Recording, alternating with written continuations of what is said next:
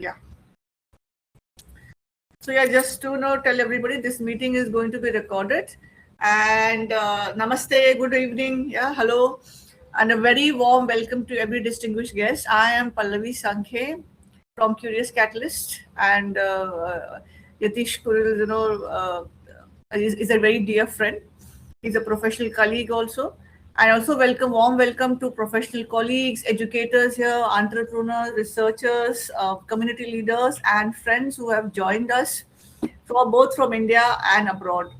So, on behalf of Yatish ji, it is my privilege to welcome you to the virtual launch of All About Leading People, a transformational architecture for training projects authored by Dr. Yatish Kuril.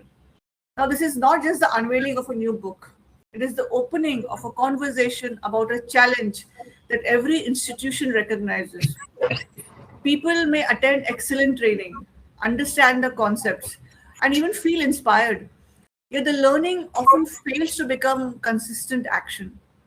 Today's book asks us to look beyond the classroom and examine the conditions in which the people are expected to apply what they learn. We are honored by the presence of our chief guest, Dr. Prabhakar Kerkar, our guest of honor, past district governor, Dr. Jethani from District 3142, our invited speakers and reviewers, and the author, Dr. Yatish Kuril. Thank you all for making this occasion meaningful through your presence. We now formally commence the program. So today's launch basically takes place on India's Independence Day, a date that invites celebration and also responsibility. Freedom is sustained not only through institutions and law, but also, one minute, something has gone wrong here. Just a moment. Go ahead. Yeah.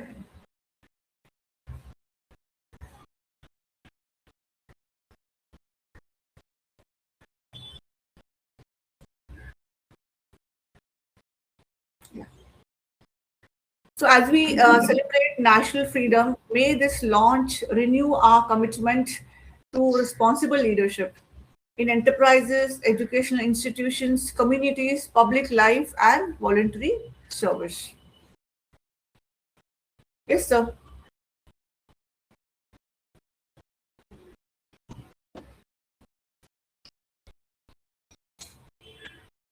The convener may now speak.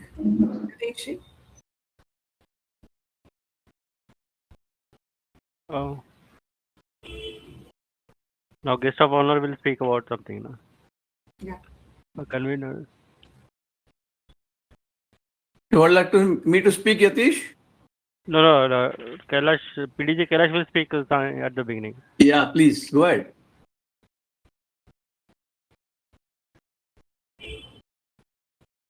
Kailash? Good evening, friends. Good evening, friends. At the outset, let me congratulate Yatish Kuril for this auspicious, beginning and the launch of the book. The book is upon leadership, and having been leaders, all of us, at some point in time or other, in any of the roles, I believe any of the role in any of the organization requires some leadership skills to be proactive and to do things. And the leadership will vary from one point to another, one organization to another.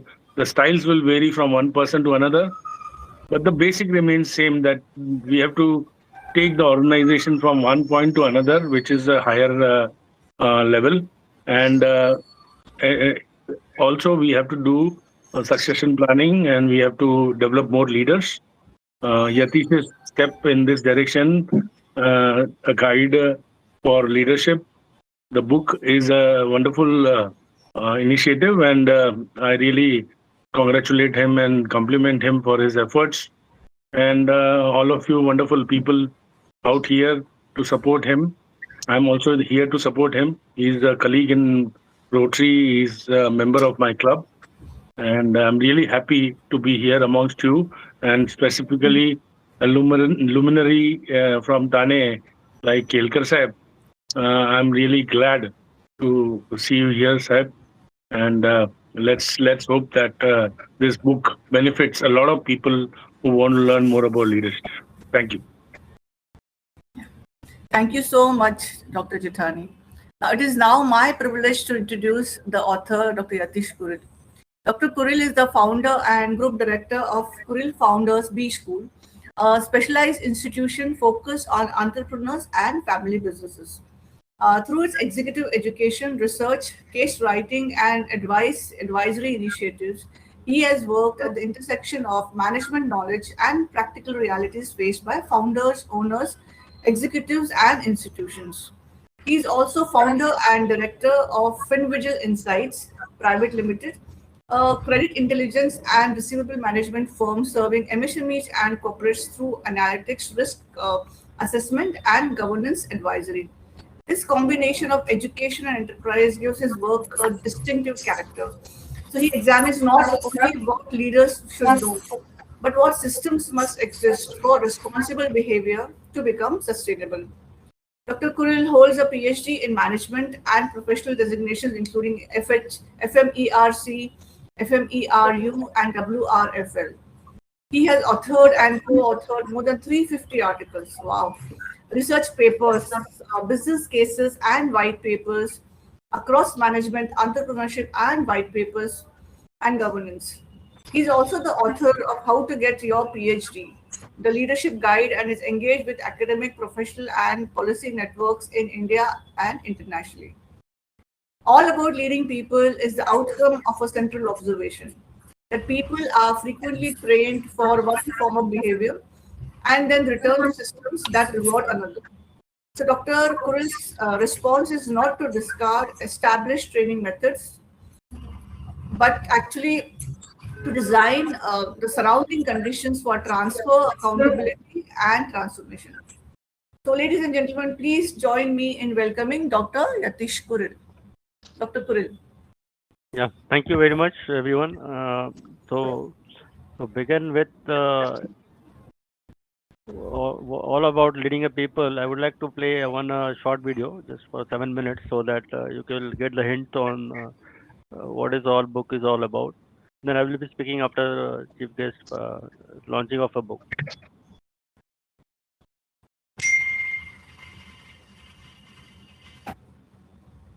One minute.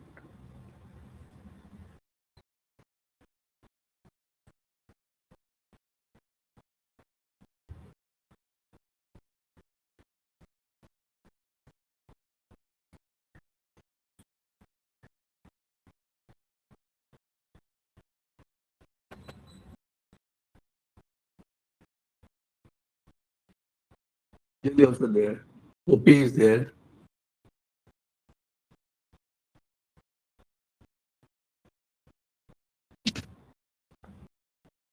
I hope everybody can listen this video. Yes, yes. Voice audible now video. No, it is not audible. Video we can see. I think you have to share the audio. Audio is not there. Yeah. When you share, maybe you should share audio also. Can you? It's audible now. No.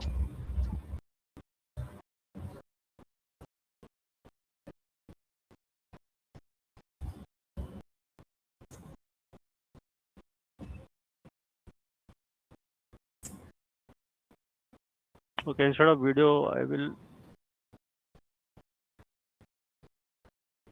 will read it out instead of. Yeah. Thank you. I will be briefly introduce the questions, architecture, and leadership of all about leading people. The book begins with the familiar but often misdiagnosed problems. People may know what good leadership, collaboration, service safely, financial discipline, or ethical conduct requires, yet work inside systems that reward the opposite. When results disappoint, the blame is frequently placed on participant motivations than trainer quality or the curriculum. The book proposes another diagnosis.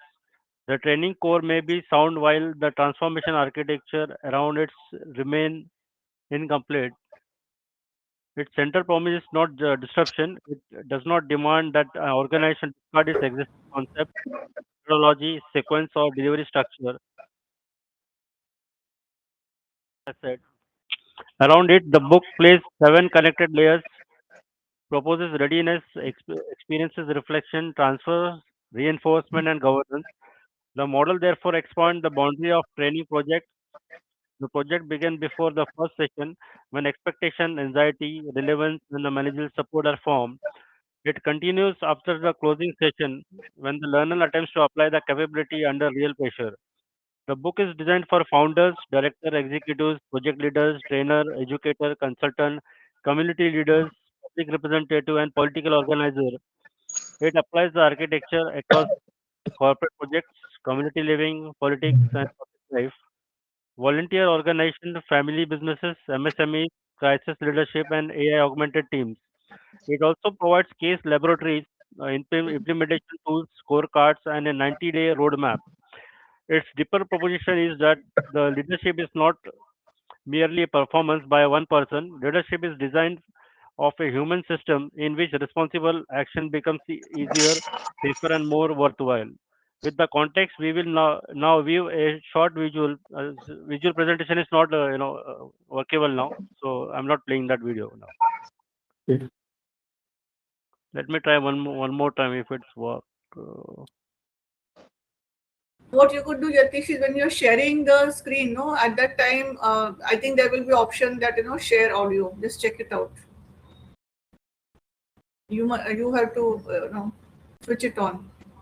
I got it. Yeah. Now I think we'll be able to see it.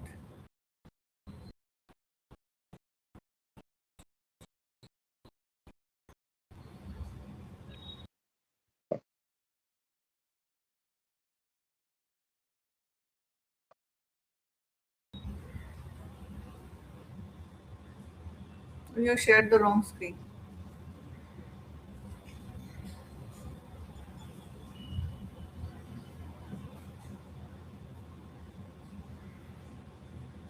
Now audible. Let's just dive right into this. Yeah. Today, we're unpacking a fascinating forth from Dr. Yatish Kuril's book, All About Leading People. Listen, if you've ever poured time, money, and frankly hope into a training program, whether that's for your company, maybe a community group, or even a political campaign, only to watch everything snap right back to the exact status quo, this explainer is absolutely for you. We all know that classic rah-rah training seminar high, right? The one that completely evaporates the second you check your inbox. But here's the thing. Dr. Kuril proposes this brilliant concept. He calls it designing a transformational architecture to actually save these failing training programs.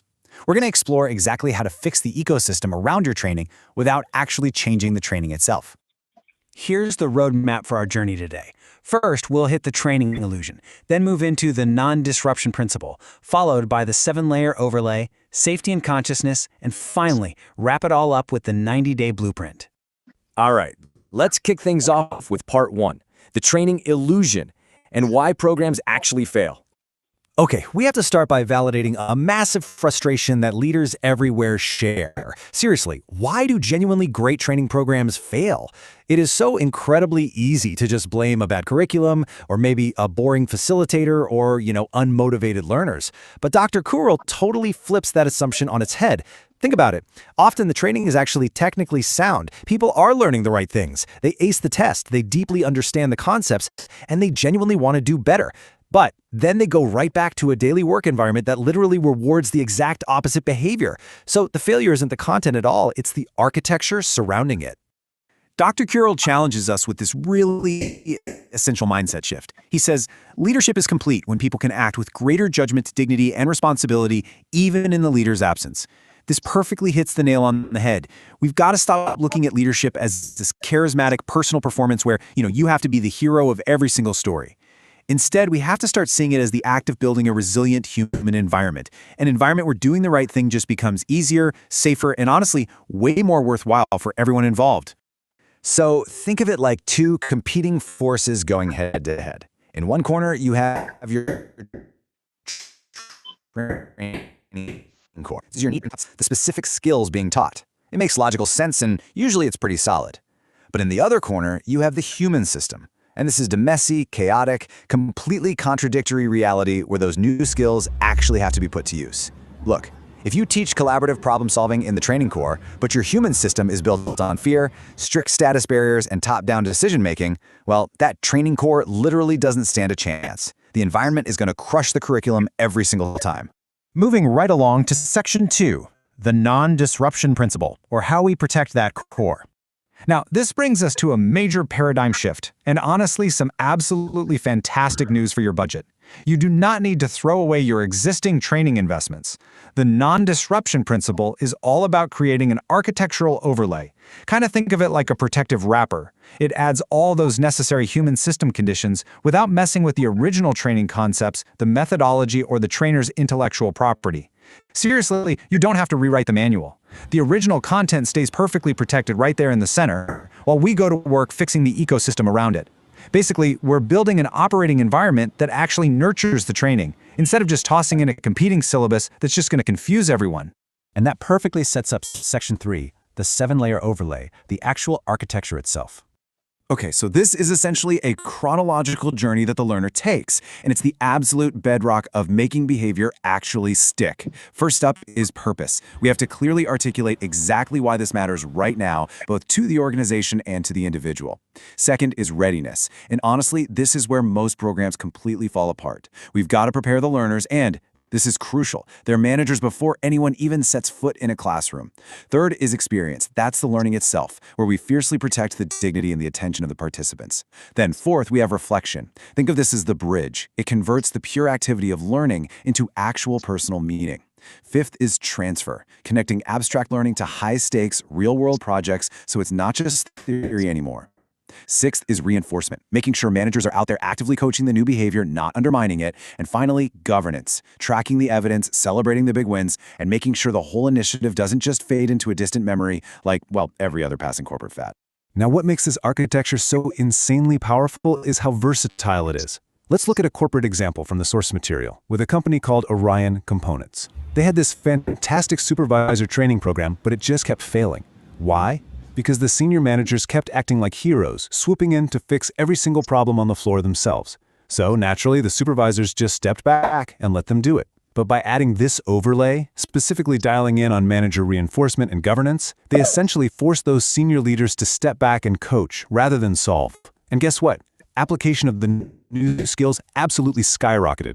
Or take the community example of Shantivan Residency. They were locked in these toxic, bitter conflicts over water usage. Instead of just slapping up some technical rules and crossing their fingers, they used this exact architecture to map out usage barriers, pick volunteer stewards, and build a shared purpose. It completely changed the game, shifting the dynamic from pointing fingers to actual collaborative problem solving. It just goes to show, the wrapper works, no matter what arena you're playing in. Which brings us to Section 4, safety and consciousness, diving into the human element. We really need to reframe one of the most common leadership headaches out there. Resistance is often just information about threatened identity or unacknowledged loss. You know, when people push back hard on a new training initiative, it is so rarely just laziness or them being stubborn. It's actually a highly rational response to systemic contradictions. Think about it. Maybe a new automated process makes a veteran employee feel like their hard-earned expertise is suddenly completely invalid. If leaders don't intentionally build psychological safety, give employees a voice, and create space for responsible candor, well, that resistance doesn't just vanish. It gets driven underground. It turns into sabotage or malicious compliance or that fun little trend of quiet quitting. So to create that necessary safety, Dr. Kuril strongly advocates for what he calls consciousness-centered leadership. I mean, how many times have we let a sudden massive spike of cortisol completely hijack a feedback session or a supercritical meeting? This framework is just incredibly practical. Pause, observe, choose. Step 1, pause. Right before a high-stakes interaction, you literally stop to interrupt your automatic, primitive reaction. Step 2, observe. You take a quick inventory of your physical tension, maybe your own biases, and you actively try to separate the actual facts on the ground from your swirling feelings. Then, step 3, choose. You deliberately select the purpose, the specific words, and the tone you need for that interaction to actually be productive. It stops your raw emotion from being the only decision maker in the room, which ultimately preserves the dignity of everyone involved. All right, let's wrap up with Section 5, the 90-day blueprint, your actual implementation plan. The beauty of this is that you can safely test this overlay without launching some massive, terrifying change initiative that exhausts everyone. This timeline guides you chronologically, and I really want you to notice how intentional the pacing is here. For days 1 to 15, you simply diagnose the human system and hunt down those hidden contradictions. Then, days 16 to 30, you prepare the purpose narrative and get all the managers totally aligned. Really think about that for a second. We are a full month into the process, and literally nobody has taken a class yet. We're spending 30 days just fixing the environment. Then, days 31 to 45, you activate. That's when you deliver the actual training using your existing methodology, completely untouched. Days 46 to 75 are dedicated entirely to transfer. That's a solid month of running interference, removing barriers, and providing cover while learners actually attempt to apply their new skills in the real world. Finally, days 76 to 90, you consolidate. You review the scorecards, share the big success stories, and standardize what actually moved the needle. It's focused, it is deeply evidence-based, and best of all, it actually respects everyone's time.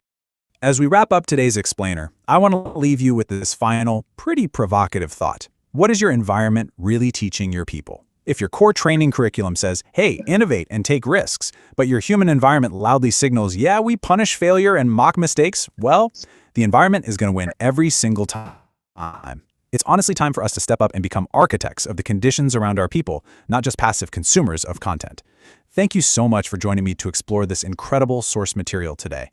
I really hope it sparks some deep, truly transformative conversations in your own organizations. See you next time. No. That was really good, Yatish. I mean, actually, very useful for us too, especially for me, to be very honest. Great stuff. Thank you. So can we move on to the formal unveiling? So, and actually, Yeah. thank you so much, Yatish, for that visual journey. And it brings us to a defining moment of this evening, the formal unveiling of All About Leading People. Yeah, so may I request our chief guest, Kelkar ji, and our guest of honor, Jethani ji, and the author, Kuril ji, to remain on the camera for the formal unveiling. And is the launch visual ready? Yeah, 1 minute. Yeah. So just so that you know, when the launch visual is ready, Kelkar ji, I request you to say, it gives me a great pleasure to unveil All About Leading People. And then you know, we can just everybody here, ladies and gentlemen, you can please join us in the countdown. Yeah, 3, 2, 1. Yeah. We'll do all that. Yeah. So this is the launch visual. Dr. Kuril. Yeah.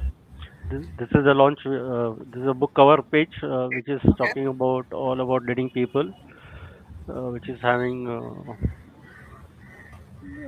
This is the only cover page. Actually, this book covers 203 pages with Yeah. 7 to 10 case studies in that. So Dr. Kelkar, actually I can't see you. Yes, I think Pallavi and Dr. Yatish Kuril and all friends here, it is my great pleasure to release this book for the public. And I'm very happy, Dr. Kuril. Congratulations to you. Thank you, sir. This is one of the need of the industries, and you are going to fulfill that using your book. After the formal inauguration, and which I'm suggesting Mr. Jethani also to join, and so that then I will have some few remarks on how this book will be implemented on the ground. So this is what I say, what I feel. Again, congratulations, and the book is now open to public. Mr. Jethani, please join me. Yeah, let us join in the countdown. Yatish, you want me to do the countdown? Okay. Yeah. 3, 2, 1, 0. Yeah. 3, 2, 1, and then 0. 0. 0. Yeah. Yes. Thank Awesome. you. Thank you. Yeah. So congratulations, Dr. Kuril. The book is now formally unveiled, and we invite all the participants to use that reaction button to join the applause, which people have already done. So thank you so much. So yeah, Pallavi, I would think- like to. Yeah, please I would go like ahead. to. Yeah. Yeah. I would like to offer my formal comments on the book. I read the book. Yes. Yatish had given me the summary. Yes. And can I go on? Yes, Yeah. sir. Please, yeah, Yes, please sir. do. Yeah. Okay.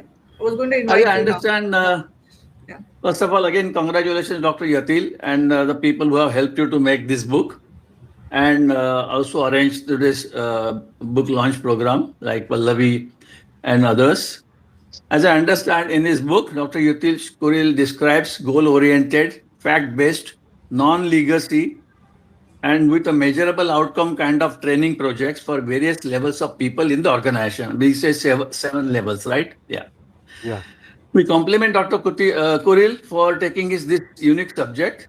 As per the book leaflet, there are four pillars of this transformational training plan to make it as a continuous process and not one-time activity. So this the book suggests that it has to be a continuous process of training and not we just do once and then forget it. While Dr. Kuril will tell us more about, I think he has already told us about his book, but my personal experience says that out of the seven layers of training, what he showed, top two levels of leadership in corporate and MSCs don't have time to attend training programs. That is what I experienced in life during my 30 years of multinational service. They are busy in leadership role, delivering value to customers through employees and systems, suppliers and shareholders in India. International company heads are busy in meeting their plans and visits. Many leaders come ready-made from IIMs and Harvard and or any other company. Many a times we have seen the leaders are joined from some other company or some branch of Asia. So that's what happened in our company. You may have new MD coming from Indonesia. So that is how the leaders come to different companies. And if they want to, all these leaders, if they want to learn something, they will term it as experts lecture. They will not call it a training. No MD will attend training program.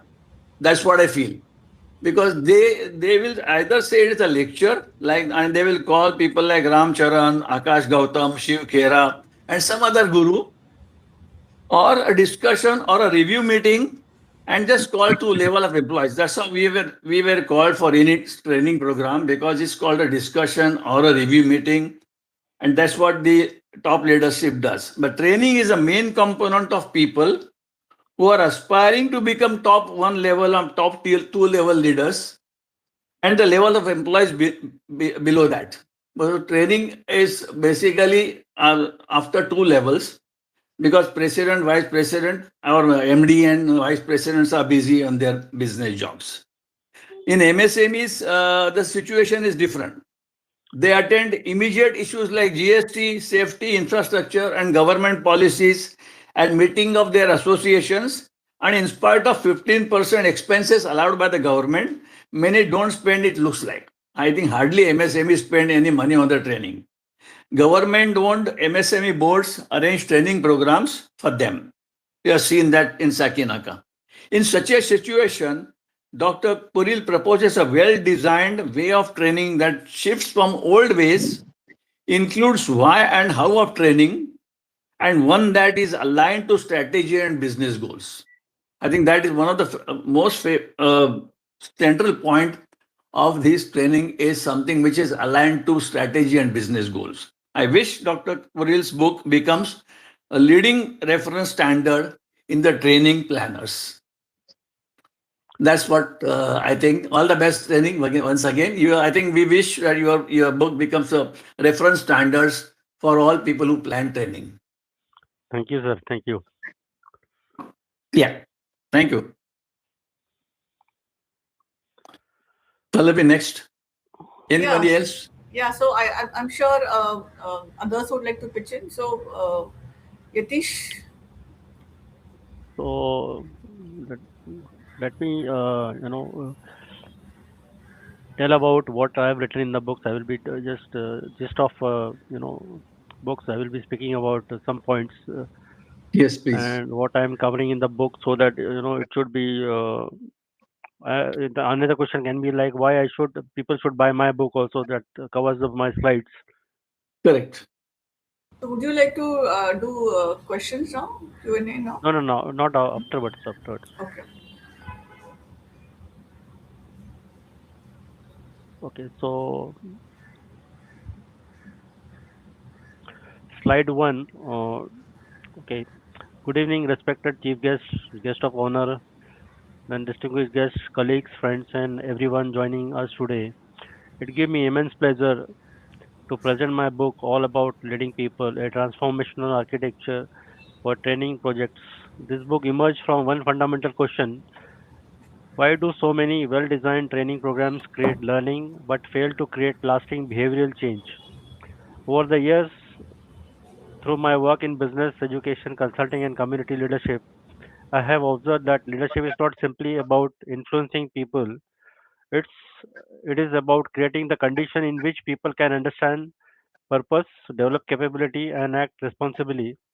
This book therefore brings together four important dimensions: leadership training, architecture, and consciousness, and human system. Today, I would like to briefly share the thinking behind this architecture and, more importantly, how it can be applied. Let me begin by explaining what this book is really about. Then, slide to the book at glance. Okay.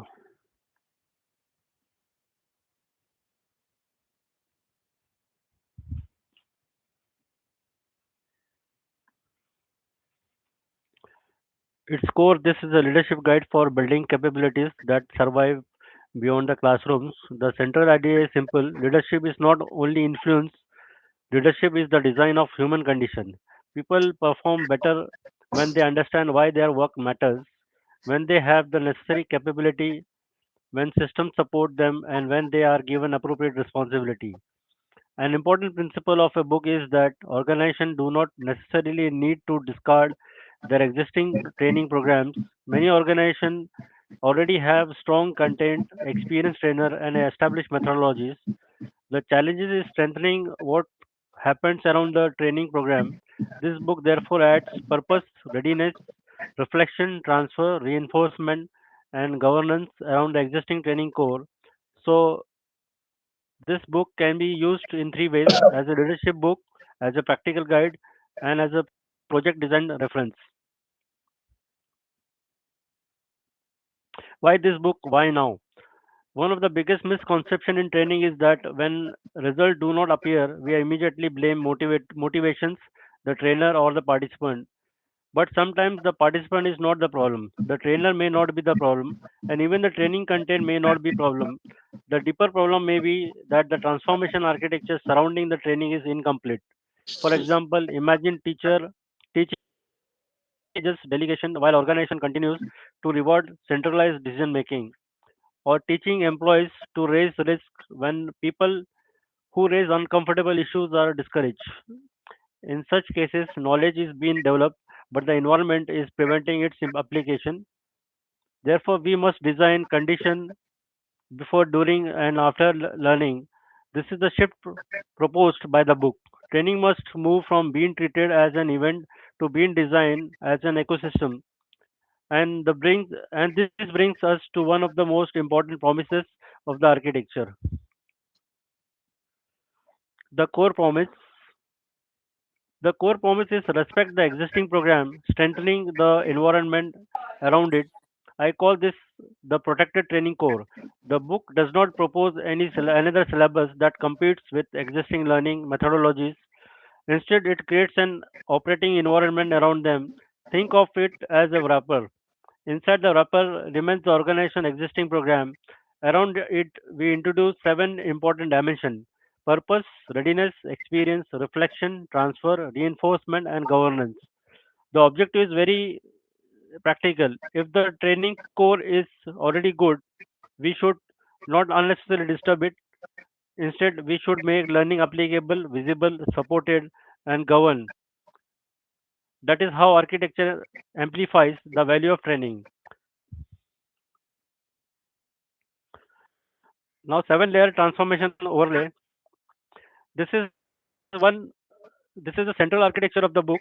There are seven mutual reinforcing layers. First is the purpose. People must understand why the capability matters. Second is readiness. Are the learning managers and organizational prepared? Third is experience. Is the learning relevance, engaging, and respectful? Fourth is reflection.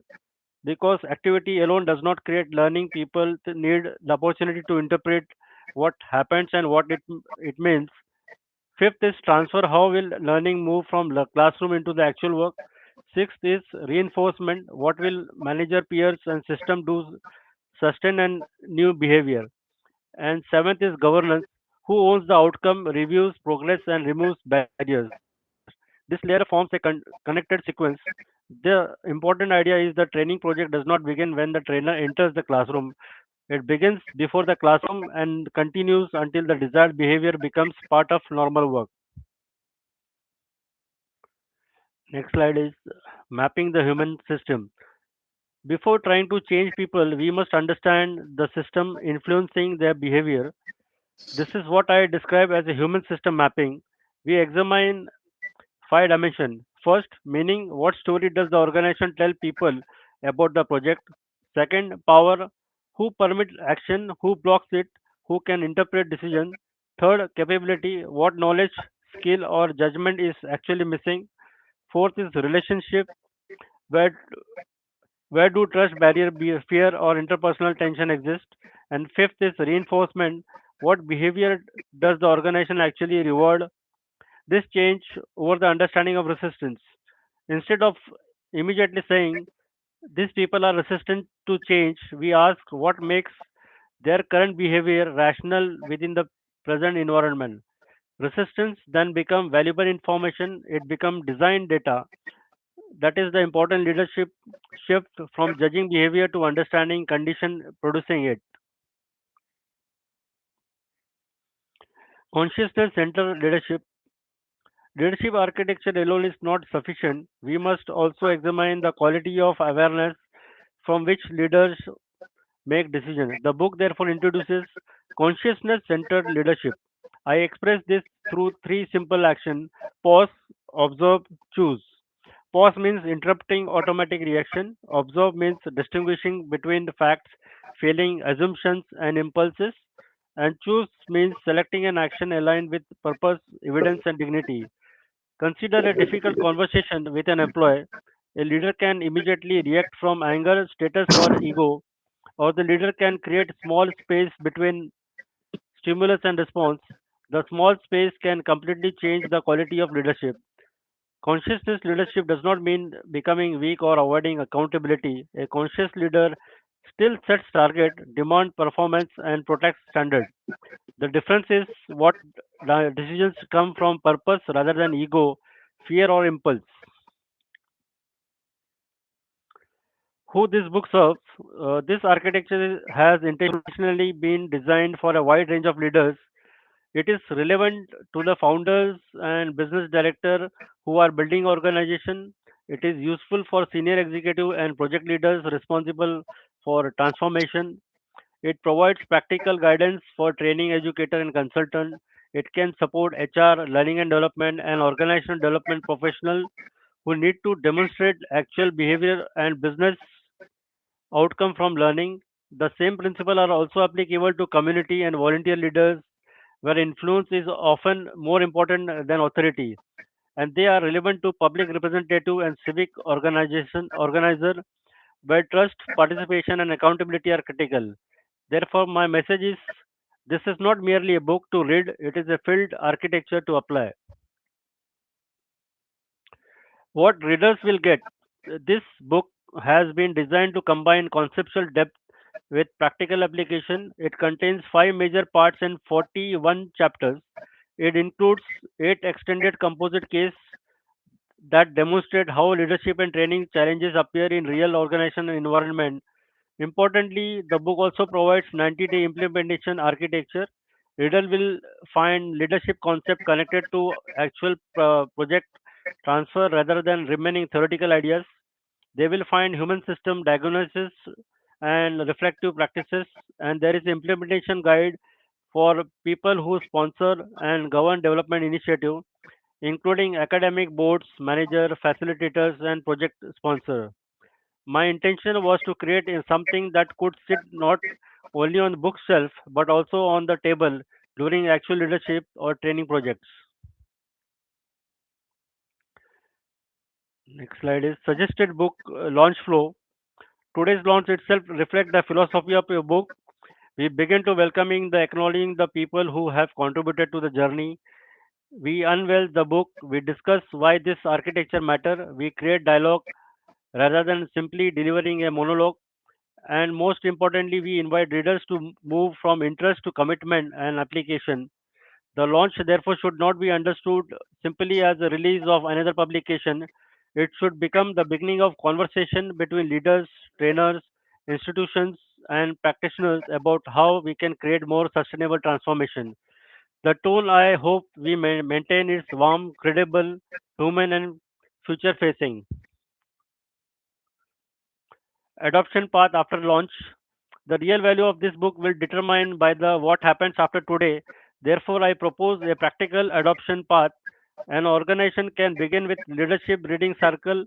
It can then conduct a training project diagnostic workshop using the architecture. Managers can make specific commitment to reinforce learning, and participants can undertake real transformation assignments. Progress can then be reviewed through 30, 60, 90-day rhythm, and where programs are strategically important, boards or project sponsor can use the governance dashboard to review evidence and remove barriers. The objective is simple: move the book from reading to experimentation and from experimentation to institutional practice. Therefore, the launch is beginning of implementation, not the end of publicity.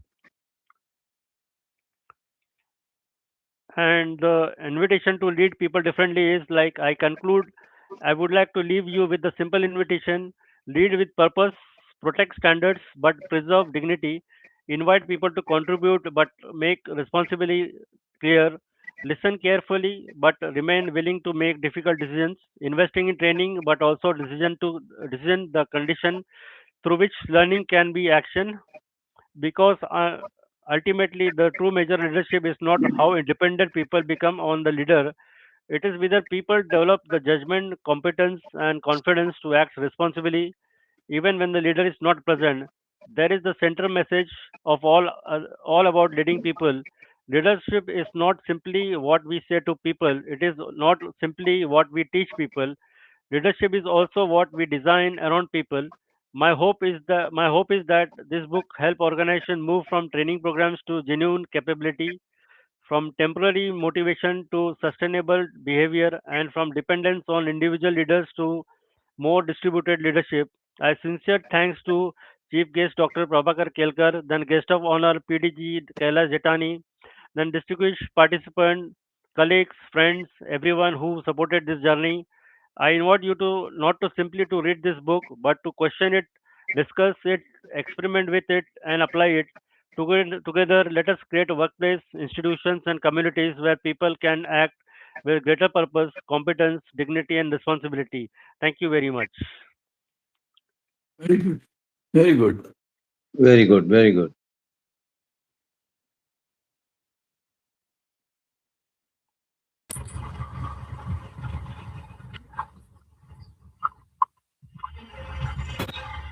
So Yatish, are we moving on to the question and answer part now? Any questions Can from I, the audience? We would love to have take the questions from the audience. This will be followed by a vote of thanks and a formal end. But then before ending, I would like to switch on your cameras and would love to take that picture. I would like to ask question to Yatish ji. The book looks very interesting and it is very useful for consultants like me also. So let me understand how to buy it and how to get it.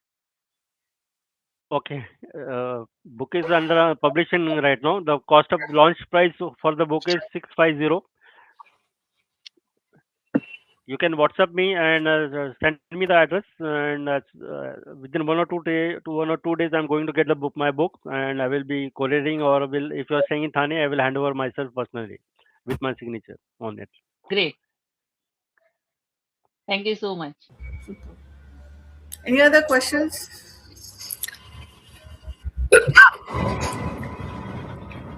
Yes, Dr. Krishnamurti.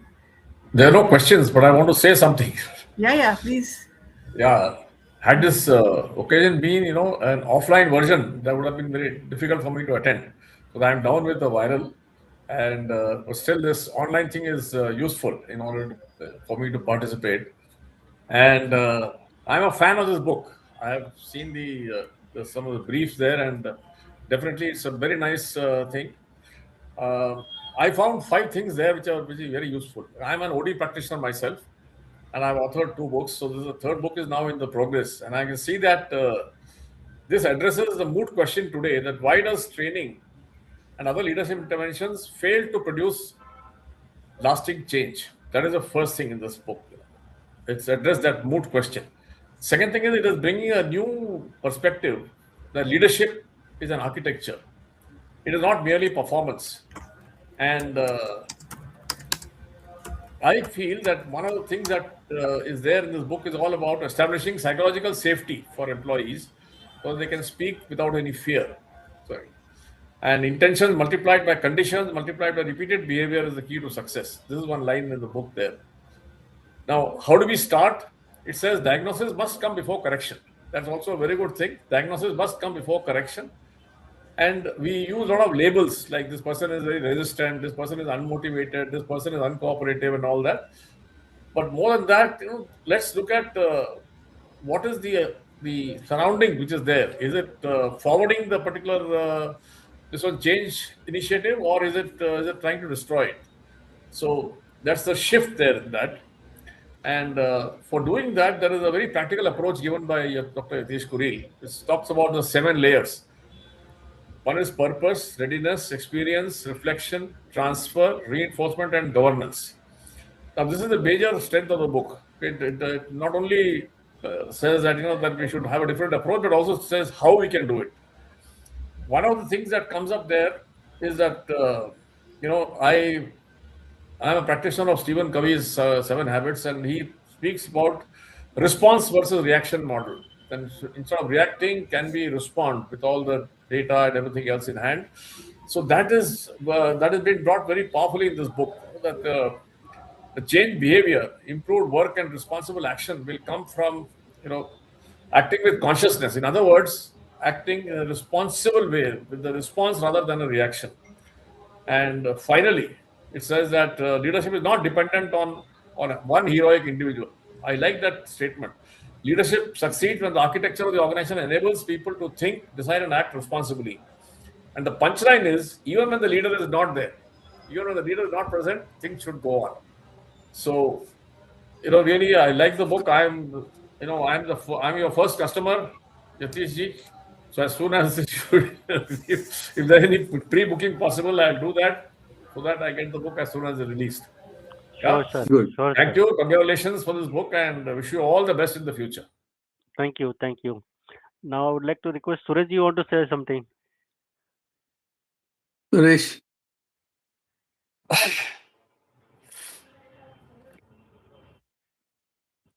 Suresh has raised the hand, so what he has, you want to say something? You're mute. You're mute.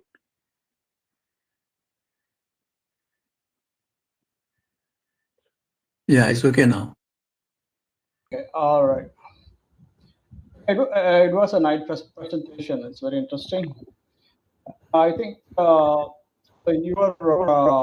book is more like corporate level, use more in corporate context, or more educational environment, colleges, like that. Okay. Since I'm covering a lot of areas, it is also useful to community and civic areas also. So I have written 7 case study in this. So when you go through it, so you will feel like it is written one of it is useful to your area also. Like Okay. now, can I request Murthy sir to speak? Murthy sir. Yes, good evening, Yatish. First of all that has been said right from the time Pallavi spoke about the book, and then, of course, your own presentation and the remarks made by Dr. Kelkar in perspective, and now latest by Dr. Krishnamurti. Uh, just a few points that leading people is all about understanding of the business and the set of circumstances that basically that lead to its creation. So business remains if it has a social benefit, and I think that is a one key takeaway, because if that is there, everything else happens. Second is that your seeing is only a part of what you can see, but the amount that is unseen is unimaginable. So humility makes that possible. So that's the second part of it, which you have again covered. Third, the corollary to that is अकल से नहीं चलती है दुनिया, रिश्ते से चलती है. So that point that you made about relationship is very succinct. Fourth is converting all these experiences into wisdom is really what matters. So it is easy to become a leader, but it takes much more to stay as a leader. Now, there is a subtle and distinct difference there. You will see tons of leaders making it to the CEO's chair. They don't last for more than a year in many cases. So, what does it take to stay as one is, I think, something that you'll have to really keep churning within your mind. So, if you listen more than you can hear, what remains is the architecture.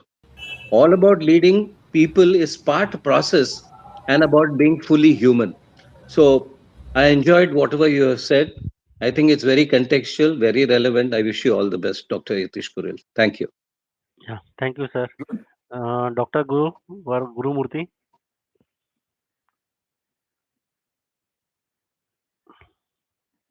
Is there? Dr. Guru Murthy is there. Dr. Guru Economist. Gopi is there. Gopi also there.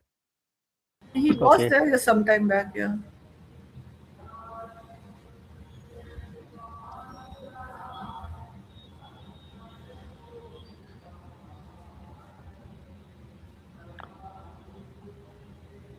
Dr. Guru Prasad is on mute. Yeah, he's on mute. It has to be him.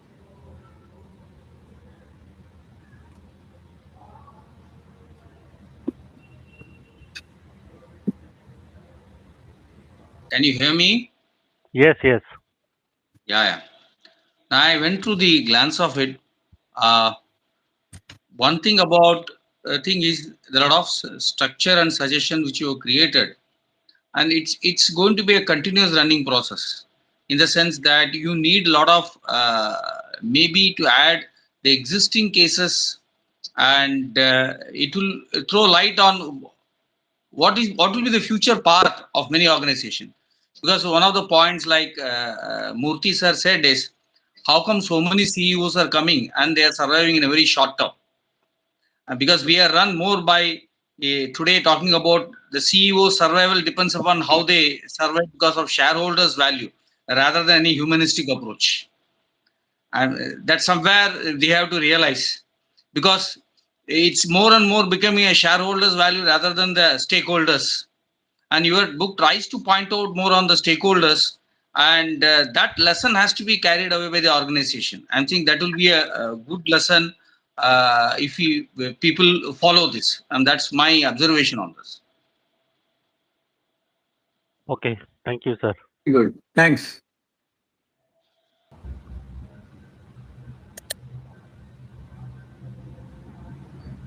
Anybody would like to speak? Good evening. This is Gopinath here. Yeah. Congratulations, Yatish, for this coming out with this book. And I have the first exposure to your book after attending today's launch. And in my long corporate career, I have also handled training and development, and been a part of the ERP, rollout of the ERP, where training was very important. Change management was something that was a big challenge for us. So one thing that was from my experience is that organizations do plan. They have a detailed plan in the beginning of the year as to what is the type of training that has to be done, and who are the people who should attend. And everything is laid out very well. At least in the organizations that I worked, I did work for a couple of multinationals also. But one thing that really disappointed me was, at the end of the whole thing, there was no methodology in place to measure the effectiveness of the training program.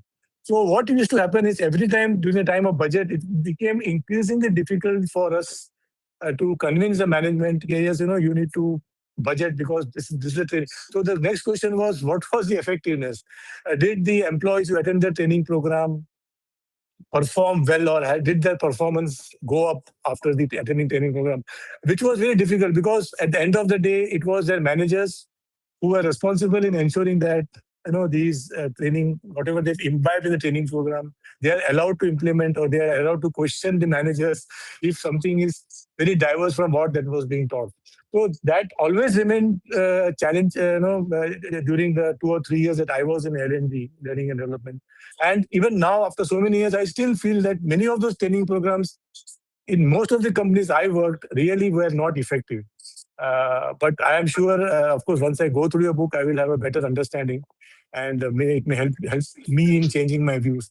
But surely, this sort of work that you have done will definitely help at least people like me to come out of that opinion that yes, how best we can make those training programs effective. So I am sure that many trainers would take this book seriously and help in ensuring that the time and effort that they put in the training programs is ultimately effective and for the betterment of the organization. So once again, thank you very much. And I also appreciate the views shared by many of the eminent people here in the forum. Thank you very much. Yeah, yeah. Thank you very much. Yeah. Thank you all so much. Any questions are there still? So all wonderful reviews that you have got, Dr. Yatish. Thank you. Acha, if there are no questions, there will be vote of thanks, and also please switch on your cameras, please, and would like to take a picture, some screenshots, please. Yeah, Anjali, Suresh ji, Murli ji, Prabhakar ji, your camera is off. I don't know. Maybe now, since I'm on 2 cameras, no, only 1 camera work, something like that. In both, you are not visible Dr. Kuril, for some reason. Yeah. one Yes. thing. Yeah. Can I? Yeah, Yeah, yeah. yeah. Please. Yeah. No, I feel there is a huge culture of enhancement of training programs in the public sector, which is going up rather than the private sector nowadays. You see a lot of public sectors and nationalized banks are spending huge amount of money on training and development. We don't know the effectiveness, but you see any kind of training at all levels. I'm saying I hope the book addresses across board. I'm saying it's not just getting into private corporate only. Okay. Okay, sir.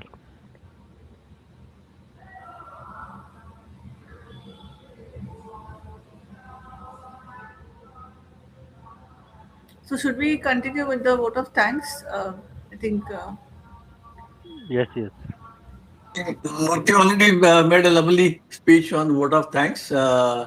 Yes. And anybody else? Actually, he did. And he has basically summed up the book very, in short, sweet, Yeah. and his usual succinct style. Yeah. मोती जी का तो जवाब नहीं, ये तो हम जानते ही है. Yeah. Okay. So, एक पहले फोटो ले लेते हैं. Yeah, so please, Anjali, Murali, Suresh ji, please, आप please cameras on कर दीजिए. प्रभाकर जी आप नहीं दिख रहे हैं प्लीज. तो I can't help. What happened? I don't know. It's not coming here. Not coming on the mobile. It is fixed on the screen. Okay. I can. To whatever extent you can switch on your camera, that will be great. Yeah, there she is. Anjali is here. Yeah.